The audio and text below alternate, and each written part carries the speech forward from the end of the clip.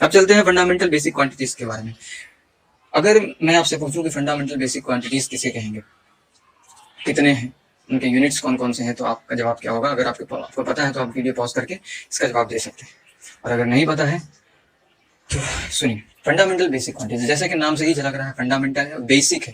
Base मतलब समझ रहे हैं ना, बेसिक है ये नेचर में, ये किसी के ऊपर डिपेंड नहीं करता है। Those quantities which are independent of any quantity, वैसे क्वांटिटी जो फंडामेंटल हो नेचर में, किसी के ऊपर डिपेंडेंट नहीं हो, एक दूसरे के ऊपर भी डिपेंडेंट नहीं हो, independent of each other. Overall कह सकते हैं कि those quantities which are independent, जो किसी पे डिपेंड नहीं करते हो, सीधे सीधे। और ये 7 कौन कौन से हैं? लेंथ, लेंथ को हम लोग नापते हैं किसमें? इसका यूनिट क्या है? मीटर। इसका सिंबल क्या है? स्मॉल एम से हम लोग इसको डिनोट करते हैं। दूसरा क्या है? मास, इसको हम लोग किलोग्राम में मेजर करते हैं, और इसका जो सिंबल देते हैं इसका, यानी इसका यूनिट है जो है वो केजी है, और इसका सिंबल जो है स्मॉल के स्मॉल जी। तीसरा आता है उसके बाद टाइम, टाइम को हम लोग सेकंड में नापते हैं, इंटरनेशनल सिस्टम में यही है। उसके लिए हम स्मॉल एस या SEC का भी इस्तेमाल कर सकते हैं। उसके बाद आता है इलेक्ट्रिक करंट, जिसको हम लोग एम्पेयर में मेजर करते हैं, जिसका सिंबल है कैपिटल ए, और इसका नाम जो यूनिट जो दिया गया है, ये मात्रक दिया गया है, ये एंड्री मेरे एम्पेयर के नाम पे दिया गया है। और एंड्री मेरे एम्पेयर के बारे में मैंने पहले जिक्र कर दिया है, अगर क्लास 10 के बच्चे की बात देख रहे हैं तो।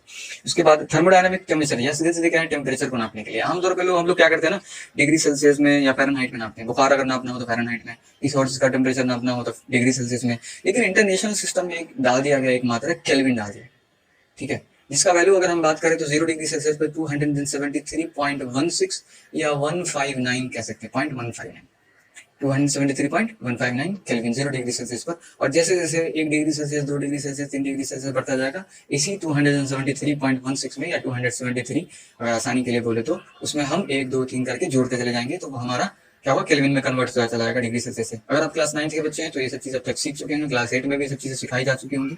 अगर उससे नीचे के हैं तो आप नहीं जानते होंगे बात, क्लास 10 के बच्चे भी जानते होंगे इंशाल्लाह, और क्लास 11 12 और उसके ऊपर वाले भी, ठीक है। तो आगे बात है अमाउंट ऑफ सब्सटेंस के बारे में। देखिए यहाँ पे थोड़ा सा केमिस्ट्री में भी हेल्प मिल जाएगा। अमाउंट ऑफ सब्सटेंस, किसी चीज की कोई सब्सटेंस जो है इसका मात्रा कितनी, ठीक है। अगर हम सब्सटेंस बोलते हैं तो कोई ना कोई कुछ ना कुछ स्पेस वो लेता है, कुछ ना कुछ उसका मास होता है, अगर सब्सटेंस बोलते हैं तो उसी कंडीशन में अगर एक सिंबल दिया गया कि अमाउंट ऑफ सब्सटेंस को भी अगर हम मेजर करना चाहें नंबर के फॉर्म में, तो मोल के फॉर्म में इसको नापते हैं, MOL मोल, शॉर्टकट में MOL मोल लिखते हैं। और ये इसको एक नंबर दिया गया है 6.02 × 10⁻23, इसको एवोगैड्रो नंबर कहते हैं। इसको एवोगैड्रो ने दिया था, अमीडियो एवोगैड्रो। एक्चुअली उनका पूरा नाम था अमीडियो कार्लो एवोगैड्रो डी कोरेरा डी कैरेटो, जो कि आपको केमिस्ट्री के 11th क्लास के बुक में मिलेगा, जब अगर आप क्लास 11 में पढ़ेंगे। आमतौर पर इंटरनेट पर भी इनका नाम नहीं दिया होता है। फिर से सुने, अमीडियो कार्लो एवोगैड्रो डी कोरेरा डी कैरेटो इनका पूरा नाम था। ये मैंने अगर क्लास 10 के बच्चे होंगे तो उनसे मैंने सवाल पूछा था, कुछ बच्चों ने जवाब दिया है, मतलब लेकिन 2 वर्ड में जवाब दिया है। आगे बढ़ते हैं, ल्यूमिनस इंटेंसिटी के बारे में बात करते हैं। आखिरी जो 7वां पॉइंट है इसका, यानी 7वां यूनिट है फंडामेंटल बेसिक क्वांटिटीज जो है, तो उसमें ल्यूमिनस इंटेंसिटी मतलब लाइट की इंटेंसिटी, ल्यूमिनस मतलब लाइट के बारे में बात हो रही है, उसकी इंटेंसिटी कितनी है उसके बारे में बात की जाती है, और इसको नापते हैं हम लोग कैंडेला से। इसको और सिंपली इसका एक फॉर्म दिया जाता है CD, शॉर्ट फॉर्म में स्मॉल c स्मॉल d, ठीक है। कैंडेला, इसको याद रखने का एक तरीका ये है कि C फॉर कैंडेला भी है, और C फॉर जो कैंडल होता है, कैंडल से लाइट निकलती है, और उससे इंटेंसिटी हम लोग याद रख सकते हैं। ये याद रखने का तरीका है। इसके अलावा 2 सप्लीमेंट्री, जो पूरक, हिंदी में कहते हैं उसको पूरा करने वाला आता है। एक आता है प्लेन एंगल, एक आता है सॉलिड एंगल।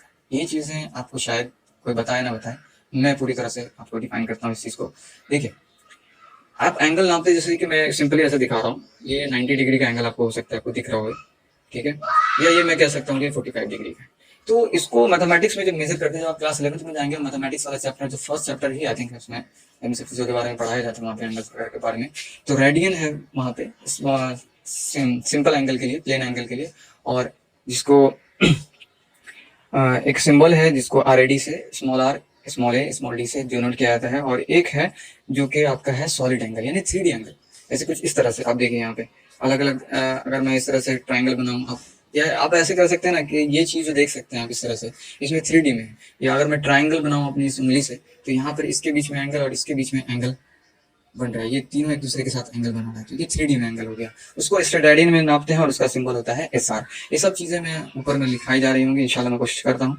ठीक है, तो फंडामेंटल बेसिक क्वांटिटीज इतनी ही थे। अगले वाले जैसा कि हम लोगों ने देख लिया फंडामेंटल बेसिक क्वांटिटीज के बारे में, और कुछ जो साथ थे उसके बाद 2 एक्स्ट्रा वो भी देख लिए, और ये भी देख लिया कि वो फंडामेंटल बेसिक क्वांटिटीज किसी चीज के ऊपर डिपेंड नहीं करते हैं, उनको एक्सप्रेस करने के लिए किसी चीज की जरूरत नहीं पड़ती। ठीक इसका उल्टा है डिराइव्ड क्वांटिटीज। जैसा कि नाम से ही जाहिर है, डिराइव्ड, ये डिराइव किया जाता है किससे?